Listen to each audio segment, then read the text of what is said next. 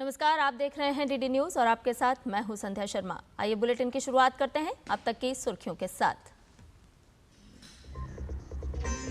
Operation सिंदूर के बाद मोदी सरकार की कूटनीति, वैश्विक मंच पर पाकिस्तान का आतंकी चेहरा बेनकाब करने के लिए सर्वदलीय प्रतिनिधिमंडल का गठन। प्रतिनिधिमंडल में शामिल सांसदों ने कहा, भारत का प्रतिनिधित्व करना सम्मान की बात।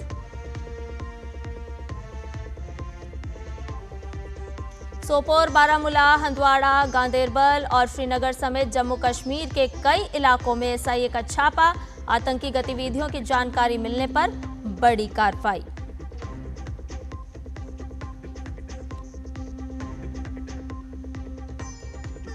पाकिस्तान के प्रधानमंत्री का कबूलनामा, भारत ने बैलिस्टिक मिसाइल से तबाह किए नूर खान एयरबेस समेत कई ठिकाने। आधी रात को सेना प्रमुख मुनीर ने दी थी फोन पर जानकारी।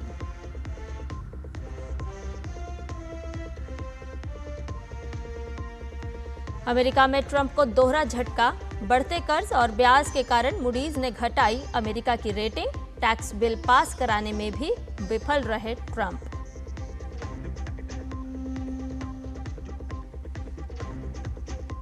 और ग्रैंड मास्टर आर प्रज्ञानानंदा बने सुपरवेट शतरंज क्लासिक चैंपियन। टाई ब्रेक में वाचियर लाक्रेव को दी मात। जीत के बाद बोले प्रज्ञानानंदा, अविश्वसनीय अनुभव।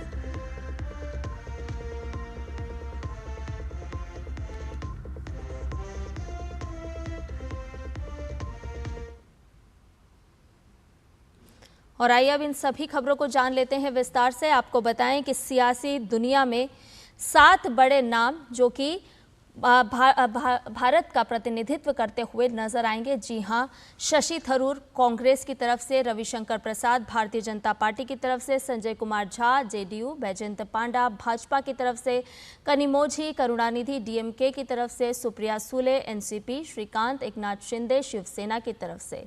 तो आपको बता दें कि सियासी दुनिया से ये 7 बड़े और जाने माने नाम भले ही अलग अलग राजनीतिक दलों से हों, लेकिन ये भारत की आतंकवाद के खिलाफ जीरो टॉलरेंस नीति की प्रतिबद्धता को पुरजोर तरीके से दुनिया के सामने रखेंगे।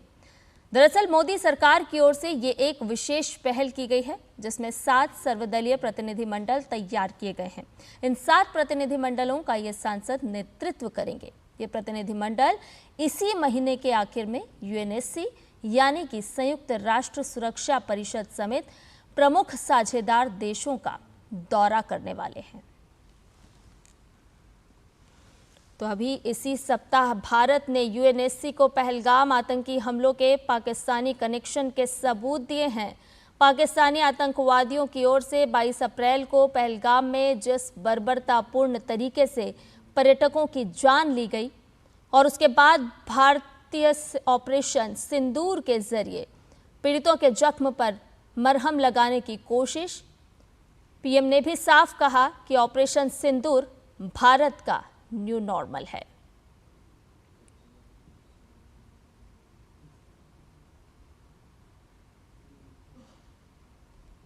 तो भारत लगातार अपने कूटनीतिक कदम आगे बढ़ा रहा है और इस डेलीगेशन के गठन के बाद संसदीय कार्य मंत्री किरेन रिजिजू ने कहा है कि इस सबसे महत्वपूर्ण क्षणों में भारत एकजुट है। 7 सर्वदलीय प्रतिनिधिमंडल जल्द ही प्रमुख साझेदार देशों का दौरा करेंगे, जो आतंकवाद के प्रति शून्य सहिष्णुता के हमारे साझा संदेश को लेकर जाएंगे। रिजिजू ने इसे राजनीति से ऊपर, मतभेदों से परे राष्ट्रीय एकता का एक शक्तिशाली प्रतिबिंब बताया है। और इस डेलीगेशन में शामिल कांग्रेस सांसद शशि थरूर ने सोशल मीडिया एक्स पर पोस्ट करते हुए लिखा है कि मैं भारत सरकार द्वारा हाल की घटनाओं पर हमारे राष्ट्र के दृष्टिकोण को प्रस्तुत करने के लिए दुनिया की 5 प्रमुख राजधानियों में एक सर्वदलीय प्रतिनिधिमंडल का नेतृत्व करने के लिए आमंत्रित किए जाने से सम्मानित महसूस कर रहा हूं।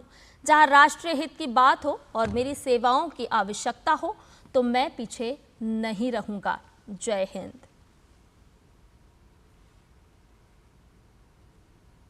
ऑपरेशन सिंदूर के बाद भारत ने 7 सर्वदलीय प्रतिनिधि मंडलों को विश्व के प्रमुख देशों में भेजने का फैसला किया है, जिसमें एनसीपी की सुप्रिया सुले का नाम भी शामिल है। सुप्रिया सुले ने एक्स पर कहा कि वैश्विक मंच पर भारत का प्रतिनिधित्व करने वाले सर्वदलीय प्रतिनिधि मंडल में शामिल होकर मैं सम्मानित महसूस कर रही हूं। मैं विनम्रतापूर्वक इस जिम्मेदारी को स्वीकार करती हूं। प्रधानमंत्री नरेंद्र मोदी, मंत्री किरेन रिजिजू और विदेश मंत्रालय को धन्यवाद देती हूं। मैं बारामती लोकसभा क्षेत्र के लोगों के निरंतर समर्थन के लिए उनका बहुत आभारी हूं। हमारा मिशन आतंकवाद के खिलाफ जीरो टॉलरेंस के प्रति भारत के एकजुटता और अटूटता का संदेश देना है। हम एक राष्ट्र के रूप में खड़े हैं, गर्व, मजबूत और अडिग। जय हिंद। वहीं भाजपा सांसद प्रवीण खंडेलवाल ने इसका स्वागत करते हुए कहा कि भारत का बहुत बड़ा कूटनीतिक फैसला है। उन्होंने कहा कि भारत को दुनिया में जो पूर्ण समर्थन मिल रहा है, इससे वो और बढ़ेगा। भारत का एक बहुत बड़ा कूटनीतिक फैसला है। हम इस फैसले की सराहना करते हैं, क्योंकि जब सांसद और जिम्मेदार लोग अन्य देशों में जाएंगे और वहाँ के लोगों को बताएंगे कि वास्तविकता क्या है और भारत ने क्यों कदम उठाए, तो विश्व मंच पर भारत को पूर्ण रूप से समर्थन मिल भी रहा है और मजबूत समर्थन मिलेगा। और ज़्यादा जानकारी के साथ हमारे सहयोगी संवाददाता इस पर और भी अपडेट साझा करेंगे। लेकिन आपको बता दें कि भारत की तरफ से लगातार कूटनीतिक कदम आगे बढ़ाए जा रहे हैं और एक ऐसा प्रतिनिधि मंडल जिसके सदस्य जाकर दुनिया में बताएंगे ऑपरेशन सिंदूर के बारे में। तो ज़्यादा जानकारी के साथ हमारे संवाददाता अमृतपाल से और भी अपडेट ले लेते हैं। अमृतपाल, भारत का रहने वाला हूँ, भारत की बात सुनाता हूँ, कुछ इसी तर्ज पर भारत से जो प्रतिनिधि मंडल जाएगा वो देश के दुनिया के अलग अलग देशों में अपनी बात रखेगा और ऑपरेशन सिंदूर की जानकारी देने के साथ साथ पाकिस्तान के नापाक इरादे और किस तरह से आतंक फैलाया जा रहा है वो भी बताएगा। जी बिल्कुल, ऑपरेशन सिंदूर पे ये ऑल पार्टी डेलीगेशन, जो 7 डेलीगेशंस हैं जिनको अलग अलग एमपीज हेड कर रहे हैं, पहले मैं उनके नाम ले देता हूं। जो हेड कर रहे हैं, शशि थरूर कांग्रेस से हैं, एक डेलीगेशन को वो हेड कर रहे हैं। रविशंकर प्रसाद बीजेपी से हैं, एक डेलीगेशन को वो हेड कर रहे हैं। जेडीयू से संजय कुमार झा हैं, बैजयंत पांडा बीजेपी के हैं, कनिमोई करुणानिधि डीएमके की हैं, सुप्रिया सुले एनसीपी की हैं और श्रीकांत एकनाथ शिंदे जो हैं शिवसेना के। ये लोग डेलीगेशन हेड करेंगे, जिसमें सर्वदलीय डेलीगेशन होगा। अलग अलग पार्टीज़ के मेंबर पार्लियामेंट्स होंगे, मेंबर्स पार्लियामेंट होंगे, एमपीज होंगे और डिस्टिंग्विश्ड डिप्लोमैट्स भी होंगे। ऑब्जेक्टिव इनका ये है कि ये बताना कि क्या हुआ पहले, क्योंकि बहुत पाकिस्तान ने एक तरीके से फेक प्रोपेगेंडा भी फैलाया और ये दिखाने की कोशिश की कि हम एग्रेसर हैं। भारत ये बताएगा कि ऑपरेशन सिंदूर भारत को क्यों लॉन्च करना पड़ा। टेरर के अगेंस्ट, आतंकी ठिकानों पे 7 मई को अटैक किया गया, उनकी किसी सैन्य ठिकानों पे नहीं अटैक किया गया, इकोनॉमिक इंस्टॉलेशंस पे नहीं अटैक किया गया, रिहायशी इलाकों पे, आवाम पर नहीं अटैक किया गया, सिविलियंस पे नहीं अटैक किया गया। पर जब पाकिस्तान ने इसके जवाब में भारतीय सैन्य ठिकानों पे अटैक किया, उनको काउंटर करने के लिए हमारे ड्रोन्स और मिसाइल्स ने उनके सैन्य ठिकानों पर उनके एयर डिफेंस सिस्टम्स, उनके मिसाइल लॉन्चर्स को डिस्ट्रॉय करने, उनके एवैक सिस्टम्स को डिस्ट्रॉय करने के लिए ये कार्रवाई की। एक तो ये मैसेज होगा। दूसरा मैसेज ये होगा कि भारत में अब एक रजामंदी बनी है कि जीरो टॉलरेंस अगेंस्ट टेरर, के आतंकवाद को बिल्कुल बर्दाश्त नहीं किया जाएगा और जो कदम भारत समझता है उसको उठाने चाहिए वो भारत उठाएगा, उसमें सैन्य कार्रवाई इंक्लूडेड है। भारत ने एक बड़ा साफ मैसेज दिया था प्रधानमंत्री ने जब ऑपरेशन सिंदूर चल रहा था कि जब वो टीवी पे आके उन्होंने संबोधित किया ऑपरेशन सिंदूर को, जब इन्होंने पॉज किया कि ये एक ऑनगोइंग ऑपरेशन है और कोई भी भारत अगर टेरर के अगेंस्ट आतंकवादी गतिविधियों को अंजाम दिया जाता है तो भारत जिस सरजमीन से ये अंजाम दिया जाता है उसकी सरकार, उसकी फ़ौज और आतंकियों में कोई फ़र्क नहीं रखेगी। जो आतंकियों के आका हैं, जो उनको संरक्षण देते हैं, चाहे वो हुकूमत में बैठे हों किसी गैर मुल्क की, या वो उनकी फ़ौज के सरबराह हो, उनमें कोई फ़र्क नहीं देखा जाएगा उनको आतंकी प्रेजेंस से। तो ये मैसेज भारत बड़ा क्लियरली देगा। तीसरा ऑब्जेक्टिव इस डेलीगेशन का है ये मैसेजिंग करने के लिए कि ये आतंकवाद के खिलाफ लड़ाई है, ये भारत की कोई निजी लड़ाई नहीं है। ये भारत इस लड़ाई लड़ेगा। आपको भी इन मुल्कों को जहाँ जहाँ ये डेलीगेशंस जाएंगे कि इससे पूरी ये वैश्विक का एक समस्या है, इस मसले को हराने के लिए, इस मसले को सुलझाने के लिए, आतंकवाद को हराने के लिए एक संयुक्त मोर्चा खोलना पड़ेगा और आप भी इसमें आएँ और शामिल हों और आतंकवाद को इकट्ठे मिलके हम लोग हराएं। तो ये ऑब्जेक्टिव होगा इस डेलीगेशन का। जी संध्या। जी अमृतपाल, आप हमारे साथ बने रहिए। हमारे साथ फोन लाइन पर कुमार आलोक भी जुड़े हुए हैं। कुमार आलोक, आपसे जानना चाहेंगे कि जिस तरह से सर्वदलीय प्रतिनिधि मंडल अब यूएनएससी के तमाम देशों में जाएगा और भारत की बात बताएगा, किस तरह से ऑपरेशन सिंदूर चलाया गया और साथ ही साथ पाकिस्तान ने किस तरह से भारत पर निहत्थे लोगों पर हमला किया और आतंक की सरपरस्ती का खुलासा, जिस तरह से मुखौटा लगा करके पाक हमेशा नापाक इरादों को बढ़ाता रहा है, उसका खुलासा करता हुआ नजर आएगा। बेहद ही महत्वपूर्ण हो जाता है ये जानना कि इसके संदेश, इसके मायने कितने दूरगामी होंगे। देखिए, जो प्रतिनिधि मंडल जाएगा उसमें खासकर वेस्ट एशिया और आपको अफ्रीकन कंट्रीज में ये लोग जाएंगे, जो जिन सांसदों को चुना गया है वहां जाने के लिए, और उसपे ये बताएंगे किस तरीके से पाकिस्तान ने प्रोपेगेंडा फैलाया और अपनी ओर से जिस तरीके की उन्होंने बातें की वो भारत की संप्रभुता के खिलाफ है। तो ये सांसद, इसके साथ वो जो पूर्व डिप्लोमेट हैं उनको भी आमंत्रित किया गया है, जो राजनयिक रहे हैं, जिन्हें भारत पाकिस्तान और जो भारत अमेरिका से लेकर जो उनके संबंधों को लेकर जिनको जानकारी है उन्हें भी साथ लिया गया है। और खासकर मैं किरण रिजिजू की अगर बात करूं, संसदीय कार्य मंत्री हैं, तो उन्होंने लगभग हर सारे नेताओं से टेलीफोनिक कन्वर्सेशन किया इस मामले को लेकर के, उसमें चाहे ओवैसी हो, चाहे जो भी विपक्षी दल के नेता हों। और इसमें सबसे बड़ी बात यह है कि कांग्रेस की ओर से जो 4 नाम दिए गए थे शुरू में, उसमें शशि थरूर का नाम था। शशि थरूर थे, मनीष तिवारी थे, उसके बाद जब दूसरी लिस्ट उन्होंने, जब जयराम रमेश का जो एक्स पे ट्वीट आया, एक्स पे जो उनका बयान आया, उसमें शशि थरूर का नाम नहीं था। उसमें आनंद शर्मा के अलावे जो 4 नाम थे उसमें शशि थरूर नहीं थे। लेकिन शशि थरूर को गवर्नमेंट ने उनको आमंत्रित किया है वहां जाने के लिए, जो पाकिस्तानी प्रोपेगेंडा के खिलाफ जो भारत का जो स्टैंड होगा उसके लिए। तो ये चीज, अगर हम शशि थरूर की बात करें तो शशि थरूर अपने आप में यूनाइटेड नेशन में उनका बहुत बड़ा लंबा अनुभव रहा है, और विदेश मामलों के जानकारी के मामले में अगर हम बात करें तो शशि थरूर से बड़ा कोई सानी नहीं होगा जिन्हें विदेश मामलों की जानकारी है। लेकिन उसको कांग्रेस ने ड्रॉप किया, उनको कांग्रेस ने ड्रॉप किया। दूसरी बात है कि शशि थरूर जो है, जो संसदीय मामलों की जो विदेशी मामलों की जो संसदीय समिति होती है उसके वो अध्यक्ष भी हैं।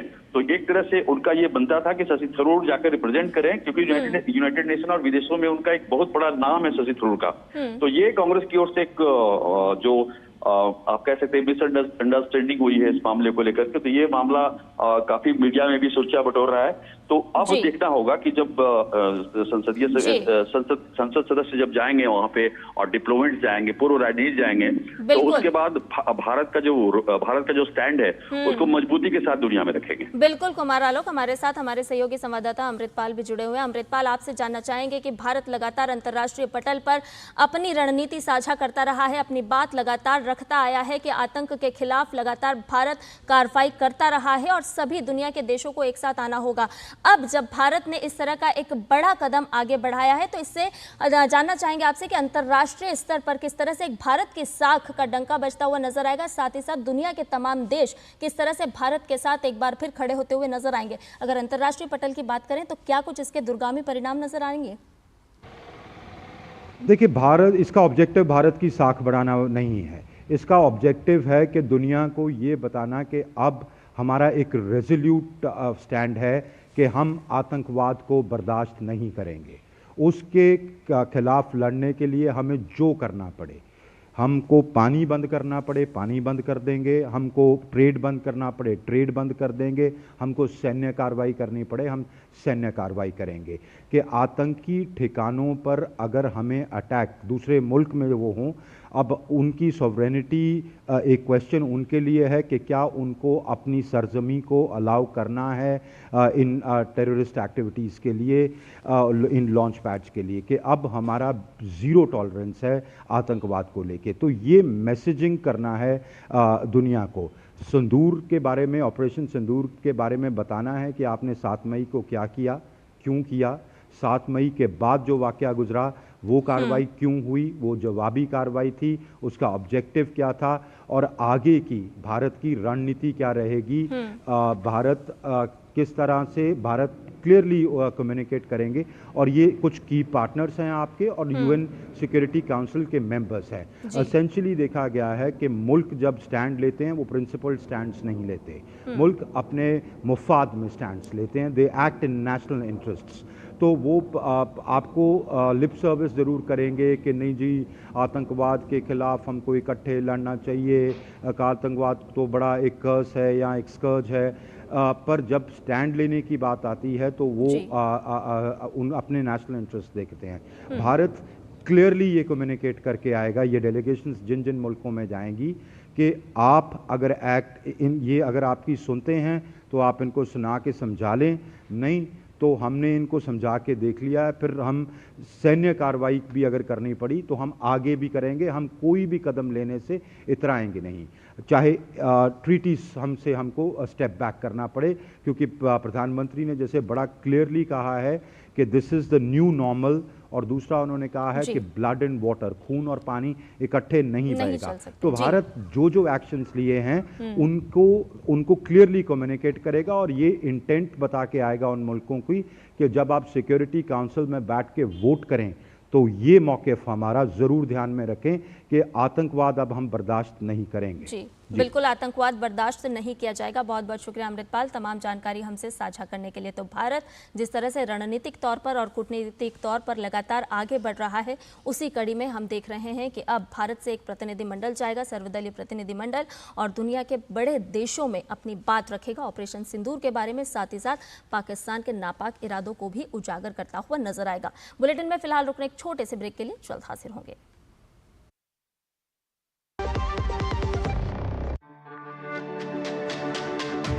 मेरी पसंद, मेरी पसंद, मेरी पसंद, मेरी पसंद, हमारी पसंद, हम सबकी पसंद। मजबूत देश का मजबूत सरिया हो गया स्टील। जो लक्ष्य चुना था समझ आने लगा है। जीएलए यूनिवर्सिटी, उच्च लक्ष्य की निश्चित प्राप्ति।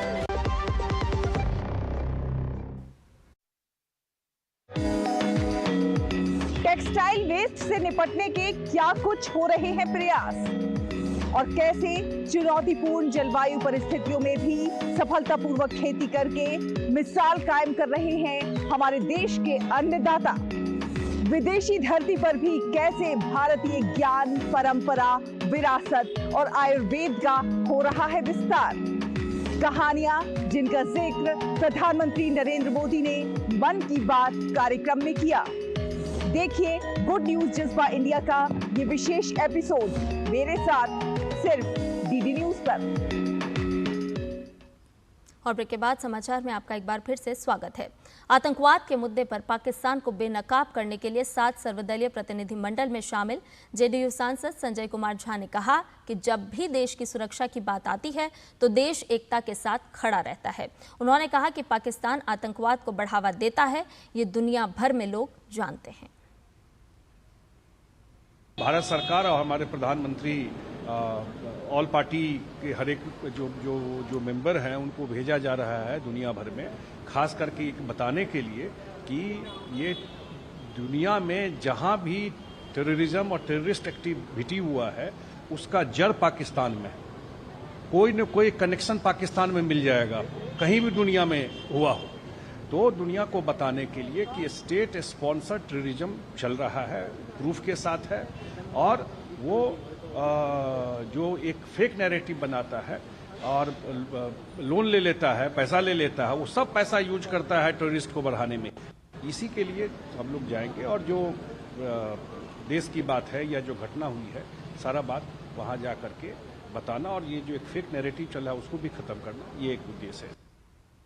जम्मू कश्मीर में राज्य जांच एजेंसी की बड़ी कार्रवाई जारी है। एसआईए ने सोपोर, बारामूला, हंदवाड़ा, गंदेरबल और श्रीनगर के कई इलाकों में छापे मारे हैं।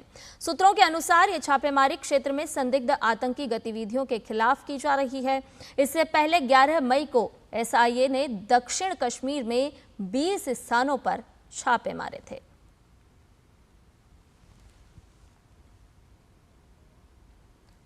तो आतंक के खिलाफ लगातार कार्रवाई जारी है। ये दृश्य जम्मू कश्मीर से, जहां के एसआईए के द्वारा छापेमार कार्रवाई की जा रही है। आतंकी गतिविधियों के खिलाफ ये कार्रवाई लगातार जम्मू कश्मीर में जारी है। श्रीनगर समेत कई ऐसे इलाके जहां पर छापेमारी की कार्रवाई बदस्तूर जारी है। भारतीय सुरक्षा बल लगातार डटे हुए हैं और आखिरकार पाकिस्तान के प्रधानमंत्री शहबाज शरीफ ने यह मान लिया है कि भारत ने बैलिस्टिक मिसाइल से नूर खान एयरबेस समेत उसके कई ठिकाने तबाह कर दिए। भारत के हमलों की बात स्वीकार ली है। पीएम शहबाज शरीफ ने कहा है कि 9 और 10 मई की दरमियानी रात को लगभग 2:30 बजे जनरल सैयद असीम मुनीर ने मुझे सिक्योर लाइन पर कॉल करके बताया कि भारत की बैलिस्टिक मिसाइल नूर खान एयरबेस और कुछ अन्य इलाकों पर गिरी है। साथ ही पाकिस्तान के पीएम ने चीनी लड़ाकू विमानों पर आधुनिक गैजेट और तकनीक के इस्तेमाल की बात भी स्वीकारी है।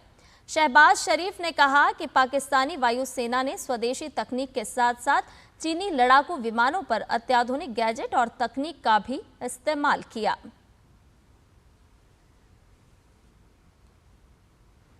तो ये 3 तस्वीरें आपको दिखा रहे हैं। नूर खान एयरबेस, जिसे भारतीय सेना ने मुंहतोड़ जवाब देते हुए तबाह कर दिया, और ये रनवे में पड़े गड्ढे भी बता रहे हैं कि भारतीय सेना ने किस तरह से ऑपरेशन सिंदूर को अंजाम दिया। वहीं ऑपरेशन सिंदूर के दौरान भारत ने पाकिस्तान के छक्के छुड़ा दिए थे। भारतीय सेना की सूझबूझ और रणनीति ने भी दुश्मन देश को घुटने टेकने पर मजबूर कर दिया था। भारत ने अपनी शक्तिशाली ब्रह्मोस मिसाइल को कवर करने के लिए डमी विमान का सहारा लिया, जिससे पाकिस्तान चकमा खा गया और भारत ने अपने लक्ष्य को प्राप्त कर लिया। भारत आतंकवादियों के एक के बाद एक ठिकानों को नष्ट करता गया और पाकिस्तानी वायुसेना देखती रह गई। पाकिस्तान के एयर स्पेस में घुसे भारत के इन डमी जेट्स को दुश्मन ने असली फाइटर प्लेन समझ लिया और अपना रडार और मिसाइल डिफेंस सिस्टम एक्टिवेट कर दिया। इंडियन एयरफोर्स को इसी का इंतजार था।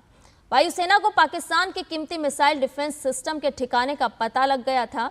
इसके बाद भारत ने पाकिस्तानी एयरबेस पर ब्रह्मोस मिसाइल से प्रलय शुरू कर दिया। डमी एयरक्राफ्ट्स ने पाकिस्तान के एयर डिफेंस को काफी देर तक इंगेज रखा। पाकिस्तान वायुसेना ने अपने HQ-9 air defence missile system launcher और रडारों के पूरे सेट को विभिन्न स्थानों पर तैनात कर रखा था और जैसे ही ये सक्रिय हुए, भारतीय सेना को उनकी लोकेशन मिली। इसी समय भारत ने 15 ब्रह्मोस मिसाइल से पाकिस्तान पर ताबड़तोड़ हमले कर दिए। भारत के एक्शन में पाकिस्तान के 11 एयरबेस तबाह हो गए। तो भारतीय सेना की सूझबूझ और जिससे नेस्तनाबूद हुआ पाकिस्तान के तमाम वो नापाक इरादे। और इसी कड़ी में AIMIM चीफ असदुद्दीन ओवैसी ने हज यात्रियों से एक खास अपील की है। असदुद्दीन ओवैसी ने कहा है कि भारत को ताकतवर बनाने और दहशतगर्दों के खात्मे के लिए दुआ करें। ये हमारा वतन है जिसकी बारे में हदीस शरीफ में आया है कि इमाम हाकिम ने अपनी किताब में लिखा, हज़रत अली से रिवायत है कि अल्लाह के रसूल सल्लल्लाहु अलैहि वसल्लम ने फरमाया कि मुझे हिंद से ठंडी हवा आती है, कि मुझे हिंद से ठंडी हवा आती है। तो इसीलिए किसी शायर मशरिक ने कहा था कि मीर अरब को जहां से ठंडी हवा आई वही मेरा वतन है, वही मेरा वतन है। उत्तर प्रदेश के मथुरा में 90 बांग्लादेशियों को हिरासत में लिया गया है। मथुरा के एसएसपी श्लोक कुमार ने इसकी जानकारी देते हुए बताया कि थाना नौझील द्वारा खाजपुर गांव में भट्टों पर चेकिंग के क्रम में 90 लोगों के बारे में मालूम पड़ा था। ये बांग्लादेश के नागरिक हैं। एसएसपी मथुरा ने कहा कि सभी को हिरासत में लेकर पूछताछ की जा रही है। थाना नौझील द्वारा एक खाजपुर गांव पड़ता है, वहां पे भट्टों पर चेकिंग के क्रम में लगभग 90 लोगों को की जानकारी हुई कि ये लोग बांग्लादेशी मूल के हैं। इन सभी लोगों को हिरासत में लिया गया है और उनसे पूछताछ की जा रही है। इसमें 35 पुरुष, 27 महिलाएं और 28 बच्चे हैं। इनसे पूछताछ पे इन्होंने यह बात कबूली है कि ये बांग्लादेशी मूल के हैं और अभी कुछ 3-4 महीने पहले ये यहाँ मथुरा पहुँचे। इससे पहले ये पास के प्रदेश में रह रहे थे। इनसे विस्तृत पूछताछ की जा रही है। अन्य एजेंसीज को भी इसके बारे में सूचना दे दी गई है। केंद्रीय गृह और सहकारिता मंत्री अमित शाह आज से अपने गृह राज्य गुजरात के 2 दिवसीय दौरे पर रहेंगे। इस दौरान वो आज गांधीनगर में कई परियोजनाओं का उद्घाटन और शिलान्यास करेंगे। अमित शाह वावोल में नवनिर्मित प्राथमिक आरोग्य केंद्र का लोकार्पण करेंगे। इसके अलावा गांधीनगर सेक्टर 21 और 22 को जोड़ने वाले नवनिर्मित अंडरब्रिज का भी लोकार्पण करेंगे। अपने दौरे के दौरान अमित शाह पेथापुर में नवनिर्मित प्राथमिक आरोग्य केंद्र का लोकार्पण करेंगे। वो गांधीनगर महानगर पालिका द्वारा जीर्णोद्धार किए गए कोलवाड़ा तालाब का भी लोकार्पण करने वाले हैं। साथ ही गांधीनगर महानगर पालिका और डाक विभाग के विभिन्न विकास कार्यों का उद्घाटन और शिलान्यास भी गृह मंत्री करेंगे। और अब बात करते हैं तिरंगा यात्रा की।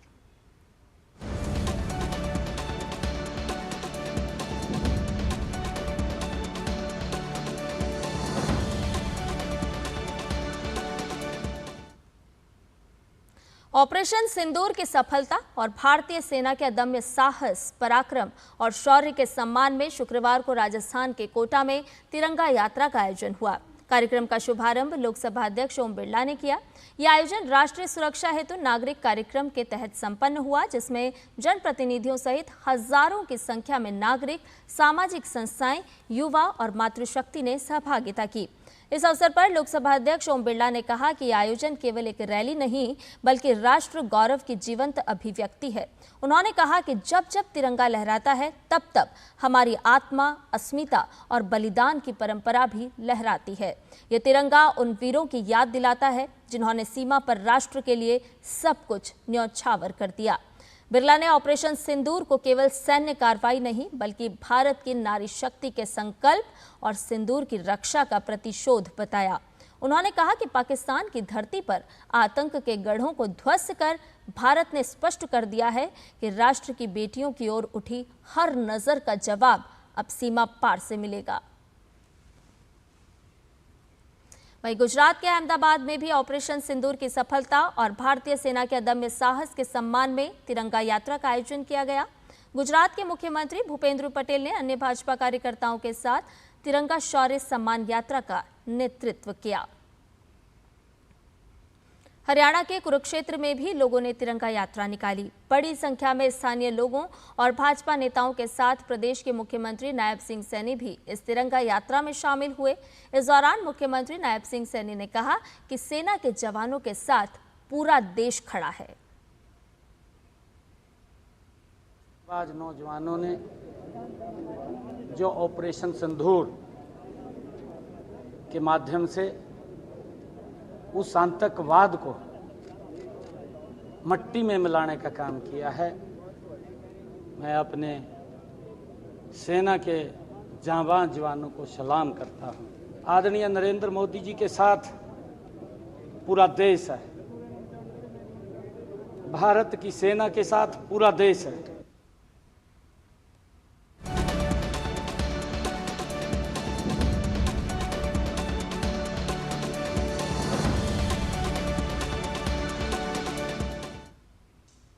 और अब तक के समाचार में फिलहाल इतना ही। मुझे दीजिए इजाजत, लेकिन डीडी न्यूज पर खबरों का सफर लगातार जारी है। नमस्कार।